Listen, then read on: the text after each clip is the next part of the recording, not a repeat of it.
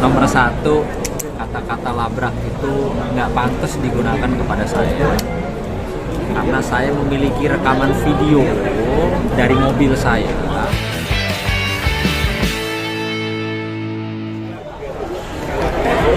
Iya bang, ramai gimana? Iya, kemarin kan rame heboh, abang dituding lari Pengadilan. saat dilabrak sama Vena Melinda nih. Saat disamperin ditanyain mengenai surat puasa. Nomor satu, kata-kata labrak itu nggak pantas digunakan kepada saya. Karena saya memiliki rekaman video dari mobil saya bahwa Vena nyamperin saya. Ya, lalu Vena ajak saya bicara baik-baik, Bang Sunan, kita bicara yuk. Boleh nggak Bang Sunan turun? Kita berbicara. Ya sudah. Kalau konotasi namanya melabrak itu dia datang ke mobil saya marah-marah, kan tidak. Dia ngomong baik-baik, saya juga hargai gitu kan. Ajakan dia saya turun. Tapi saya tahunya dia mau ajak kita bicara. Saya tidak tahu kalau dia mau membawa puluhan media untuk yang katanya mau bicara. Satu, kedua, kalau dibilang saya lari kabur, bisa dilihat di CCTV pengadilan, bisa ditanyakan kepada security dan mungkin teman-teman media yang masih ada di sana, bahwa saya orang terakhir yang meninggalkan Pengadilan Agama Jakarta Selatan setelah rombongan Vena meninggalkan pengadilan. Gitu. Berarti nggak benar bang, yang abang menghindar lari? Nggak benar, sama sekali nggak benar, dan itu ya cenderung bertendensi ingin merendahkan atau menjatuhkan saya. Tapi buat saya ada masalah. Wong tidak seperti itu kok faktanya. Kalau orang itu kan bicara fakta, bukan bicara menyebar berita bohong, membangun opini publik. Tapi alasan abang artinya tidak begitu banyak menanggapi kemarin ketika Mbak Vena. Oke. Jadi ada kode etik kepengacaraan yang dimana seorang pengacara tidak boleh ya istilahnya argumentasi atau berdebat kepada klien rekan sejawatnya atau kepada klien si senior. Itulah. Kan dalam hal ini Vena kan punya kuasa hukum. Ya, harusnya kuasa hukumnya itu saja yang senior yang datang ke pengadilan ya, mau adu argumentasi di meja hijau di pengadilan. Gitu. Jadi itu satu. Kedua, saya menghargai wanita yang memang lebih tua dari saya. Kenapa saya bilang lebih tua dari saya? Karena pada saat Vena ulang tahun ke-50 ya, di Kemang itu saya hadir. Ada dokumentasi.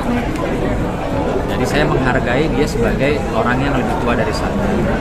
Dan saya lihat dia sedang mengalami emosional yang tidak stabil karena menghadapi persoalan dalam rumah tangganya, sehingga saya berpikir tidak perlu saya terlalu banyak melayani atau menanggapi hal-hal yang dipertanyakan oleh Vena. Nah, bertanya soal surat kuasa, saya jawab.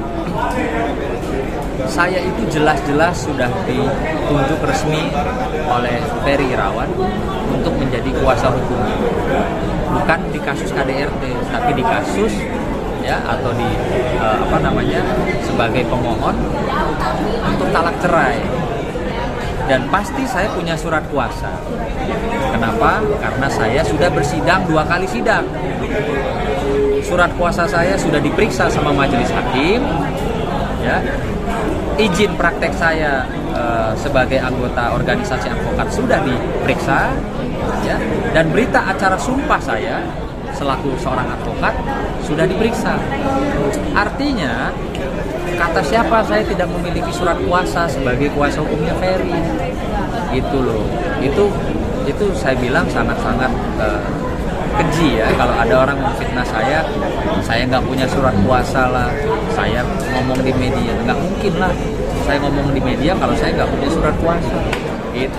Banyak yang menanggapi kenapa saat hari H itu nggak abang tunjukin.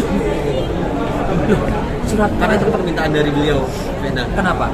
Perihal surat kuasa Loh, yang resmi. surat kuasa resminya kan sudah diberikan di pengadilan, ya, sudah distempel, dilegalisir, sudah diberikan ke majelis hakim. Lalu apalagi yang dipertanyakan? Saat itu Kayaknya tahu deh semua orang saya pengacaranya Ferry bukan kasus KDRT tapi untuk menggugat atau mengajukan permohonan cerai talak. Semua orang juga tahu. Saat itu abang memberikan penjelasan demikian juga. Ya, Memberikan penjelasan yang demikian juga. nah, tadi kemarin kan saya sampaikan jelas surat kuasa ada. Nah, terus lalu dipertanyakan apakah ini surat benar dari Ferry? Kok nggak ada materainya? Saya bilang lagi, namanya orang sedang dalam sel tahanan Polda Jawa Timur, kan nggak mungkin dia izin keluar hanya untuk beli materai, nempel terus dia tanda tangan.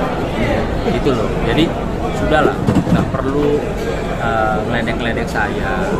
Ya, ini saja hadapi saja persidangan gitu. Nggak perlu lagi kayak anak kecil ya kalau saya bilang pengacara itu datang juga enggak, sudah 2 kali sidang datang juga enggak, bahkan cincin berlian yang besar aja saya nggak lihat, nggak nongol gitu. Jadi saya rasa udahlah, fokus saja sama apa yang sedang berjalan.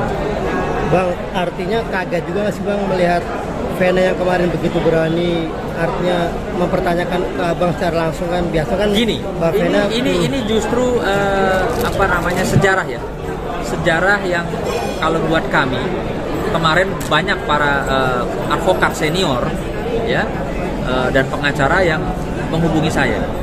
Artinya di sini sangat ironis ketika seorang pengacara senior yang katanya hebat ya membriefing kliennya ya, membriefing kliennya atau mengarahkan kliennya untuk berhadapan dengan kami selaku kuasa hukum atau pengacara. Jelas-jelas itu tidak boleh begitu. Tidak boleh. Dan saya pun tidak boleh terlalu menanggapi Vena berlebihan karena dia klien daripada ada pengacaranya. Nggak boleh itu. Saya bisa kena pelanggaran kode etik. Kemarin petinggi-petinggi di Pradi juga sudah telepon saya. Sunan sudah benar tidak melayani Vena karena Vena itu punya kuasa hukum. Harusnya kuasa hukumnya berhadapan dengan saya. artinya Jadi Abang, langkahnya saya diam kemarin tidak banyak bicara itu sudah tepat. artinya Abang mengharapkan berhadapan langsung dengan kuasa hukumnya nih, Bang Hotman Paris di Dari pengadilan. awal kan seperti itu. Tapi dengan berjuta-juta alasan nggak pernah ada. Seperti saya bilang, cuma apa ya istilahnya, suaranya aja yang kedengaran kalau lagi press conference, begini begitu. Tapi pada saat sidang pertama, sidang kedua, cincin berlian yang gedenya pun nggak nampak. Gitu.